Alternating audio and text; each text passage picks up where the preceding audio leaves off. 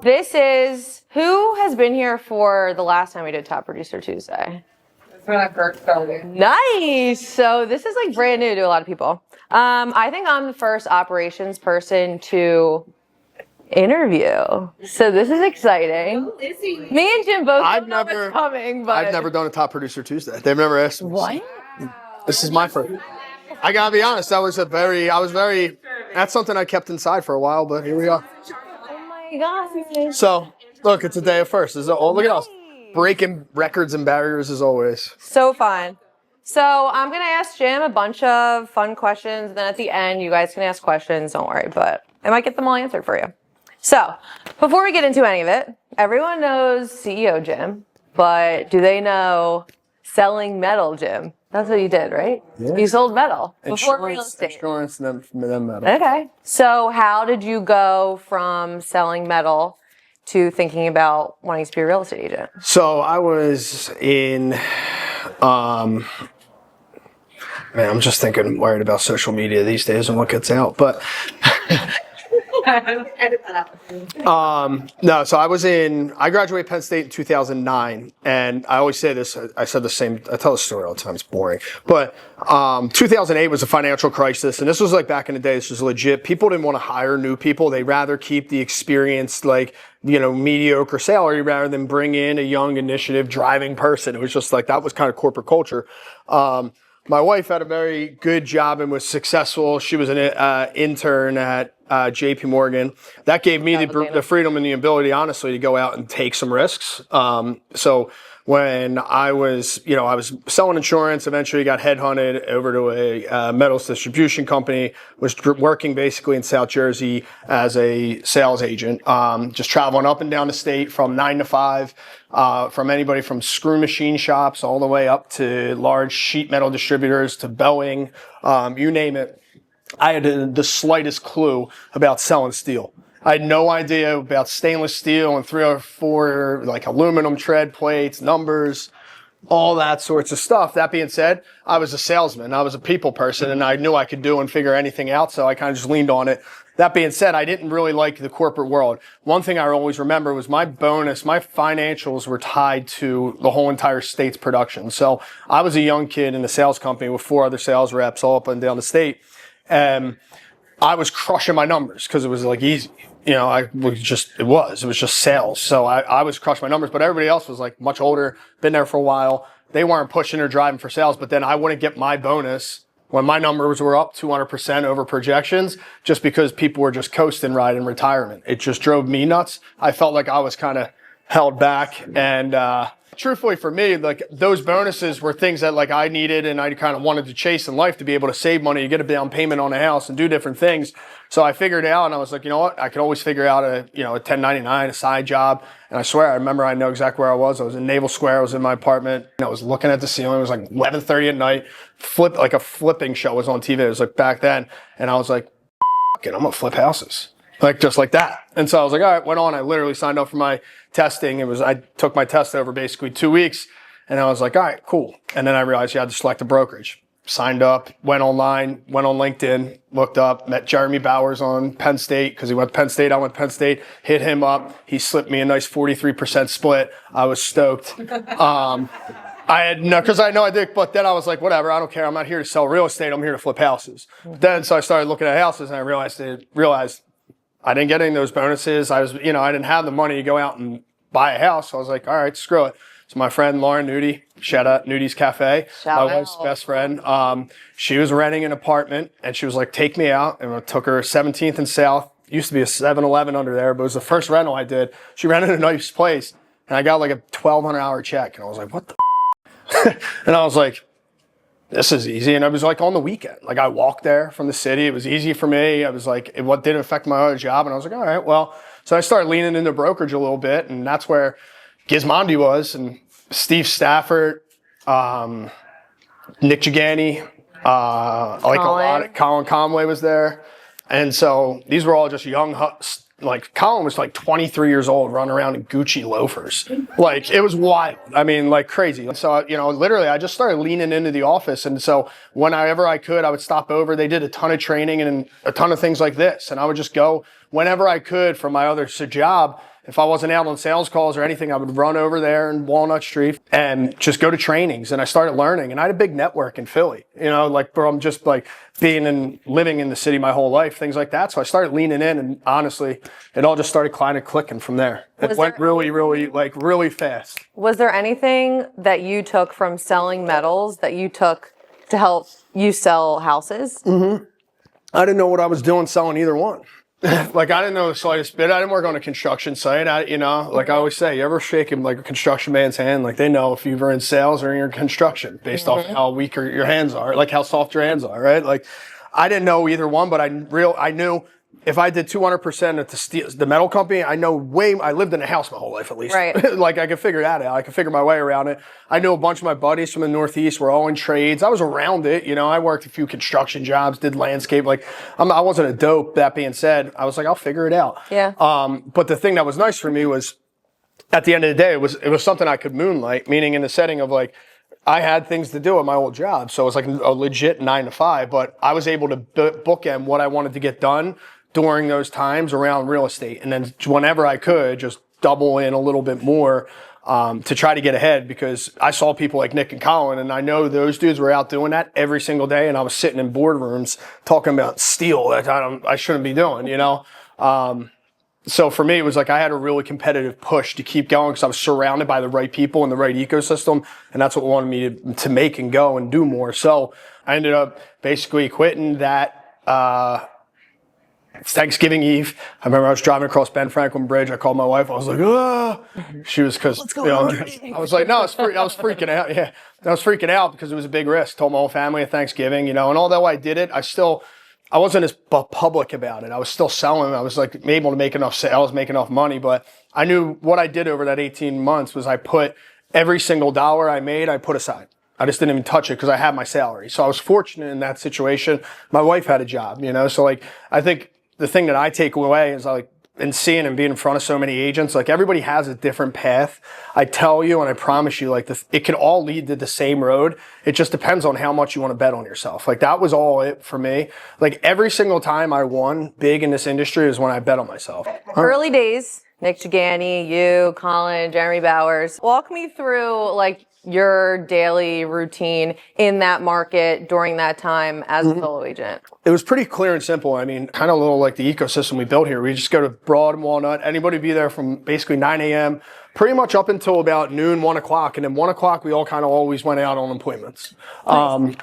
And there was a crew of about 12 to 15 people that were always just kind of involved in the ecosystem and just kind of moving off each other. But I'll tell you, like I sold so many things off market and exclusively. I won so many clients and so many deals by using my boys and my people's and my friends' listings as leverage to get in front of clients, to bring value to people. Like, because in the beginning, like the best thing I always say for you guys at a team, and that's what I loved about the brokerage, like we took that mindset was like, whatever the brokerage has is ours.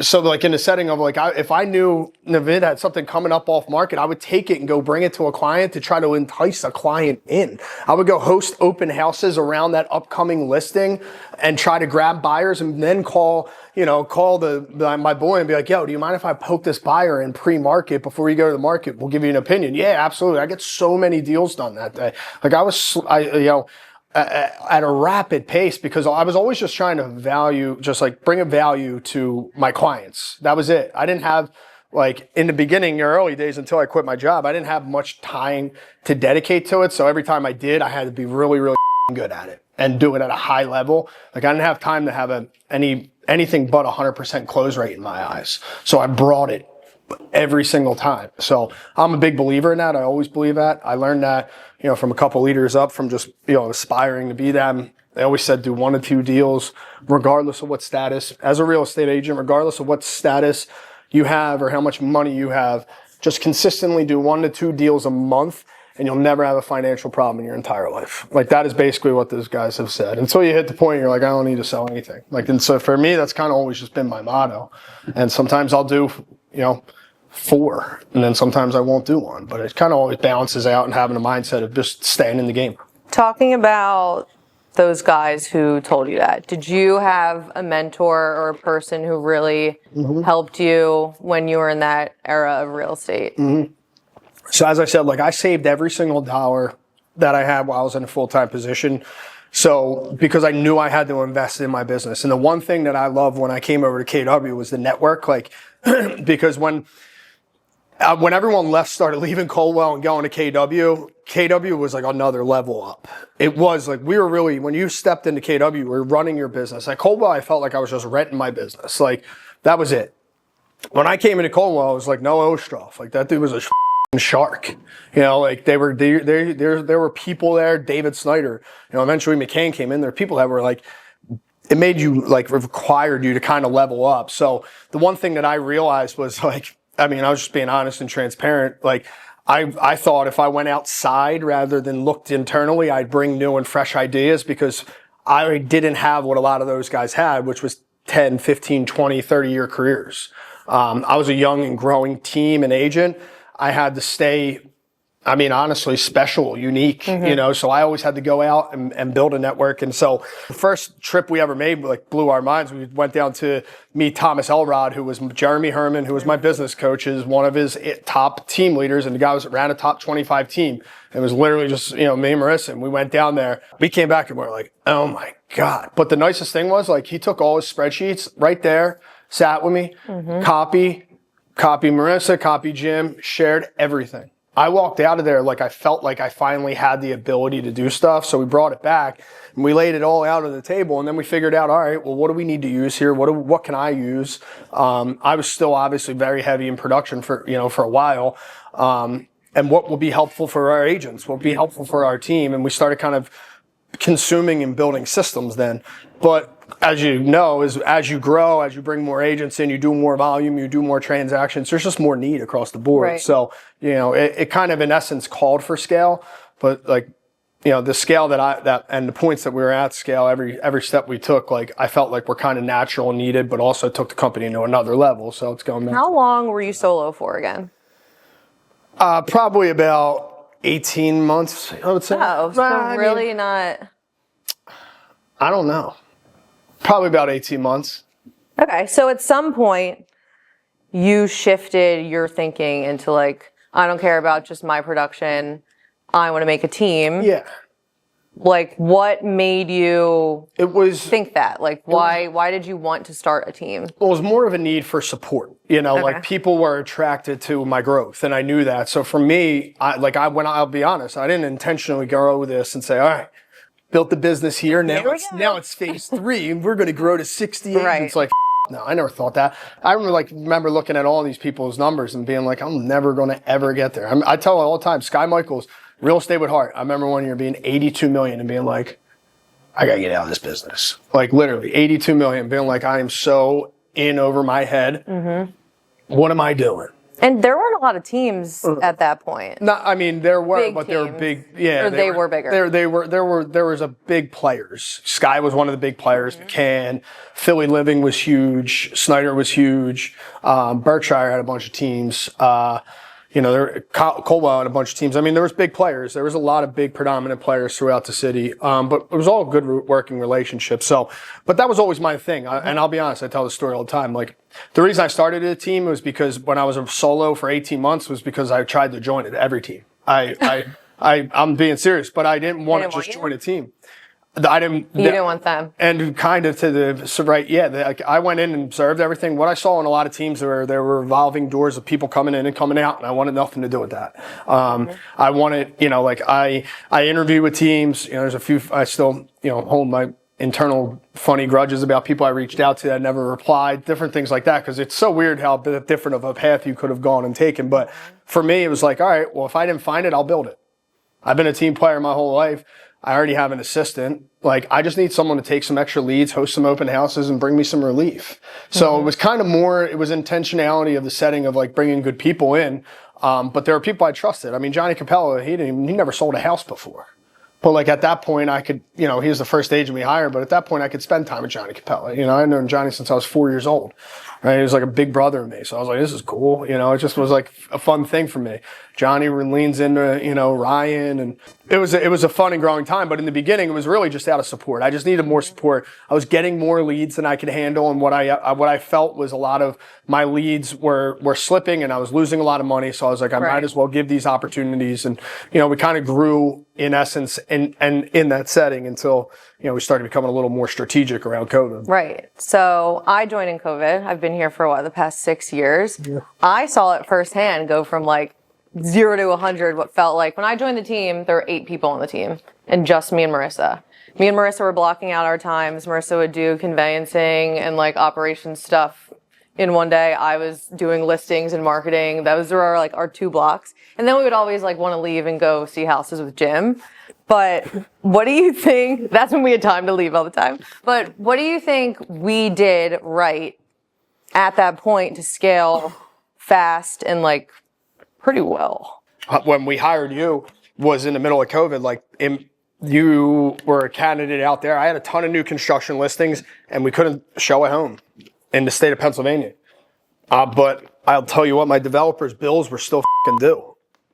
Whose job is it? Mine. But I couldn't open a door. So what could I do? And so I was like, screw it. I need to market. I got to market better and higher than anybody. And also, if I do this, it'll allow me to capture more because I know this strategy will work. And I looked around. I was reading case studies. I'll tell you, the whole time I was growing, still to this day, I read Inman. I read Real Deal. I read what's happening in our brokerage business and world all the time because I just think it keeps me and remains. I just stay at the tip of the sword. I'm always thinking of different ways, trying to be innovative because it's going back to it might call it maybe a little internal self-doubt, but I always felt very vulnerable to the bigger machines and orgs out there. So I always knew I needed to stay top of mind, stay sharp, and do things a certain way. So, and that's always just kind of been part of the game plan. So when we hired you and then we started leaning into Matterport tours, people started doing Matterport tours everywhere. Well, I swear to God, when we started making property websites, every agent just started making property websites. But we were always the first ones to push this sphere or do something different. Sign rider QR codes and lead capture forms, we were the first ones to do it. And I don't mean that, I'm not saying putting the flag, but we were one of some of the first people to bring a lot of those innovative outside companies and ideas and lead generation things. Zillow Builder Community. Zillow Promoted Communities. I'll tell a story all the time. Me and Marco were selling Southbridge 2. It was framed. It was in the middle of COVID's second round. And we were walking out of the buildings because we would just block out things. And this building was just drywalled and looked like everywhere.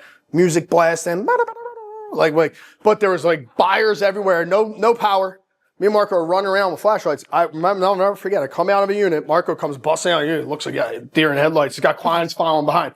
He's like, what's the price on this? They want to take an offer on this. I was like, can't sell that one. I just sold that one. He's like, what? And I'm like, yeah, you got to go down here. He's like, what's the price? I'm like, I don't know. It's like, put 30 grand on it. He'd be like, bring it in. And we were clipping condos, double-ending deals of a promoted communities like crazy, but no one was in that product. Yeah, just on content. Straight to my email. Right, put them in a spreadsheet and just give them to Jim. But that was because I was always innovative. That was kind of leading into my next question. Obviously, I'm in all the leadership meetings.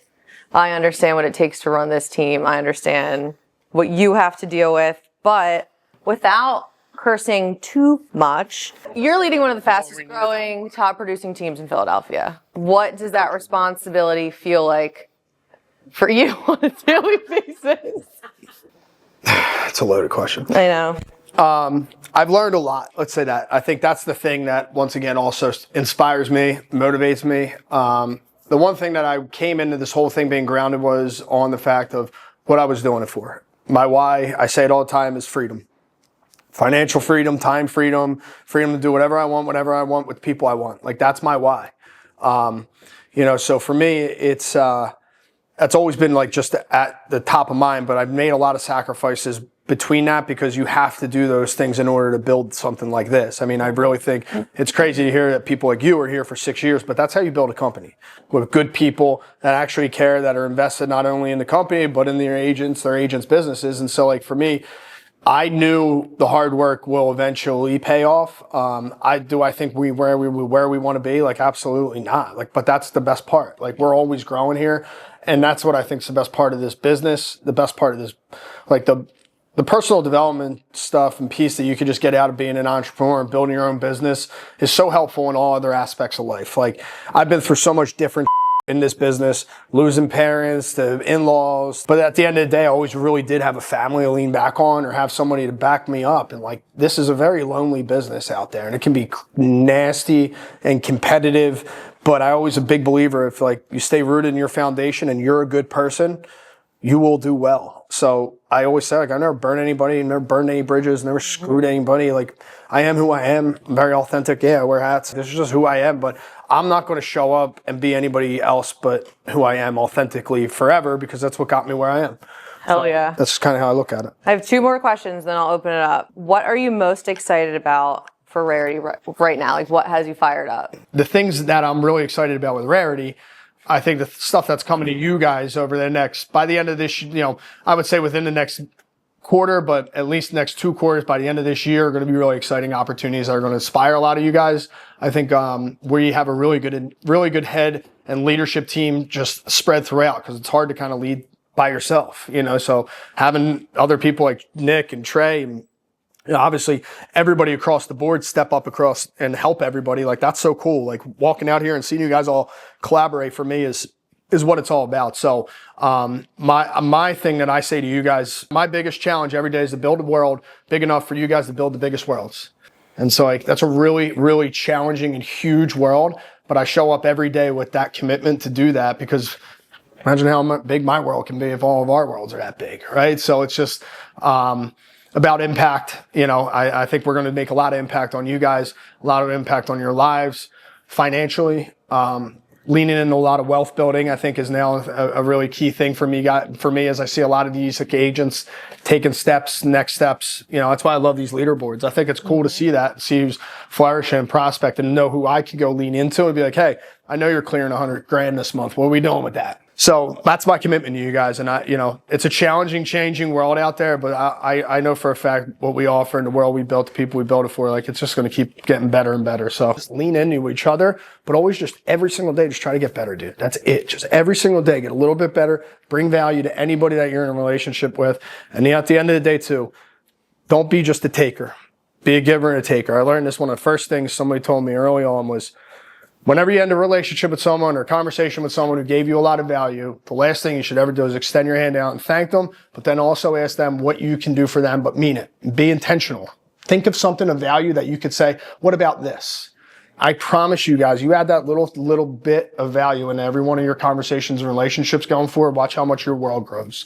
Because when you're a giver, your world just blows up, dude.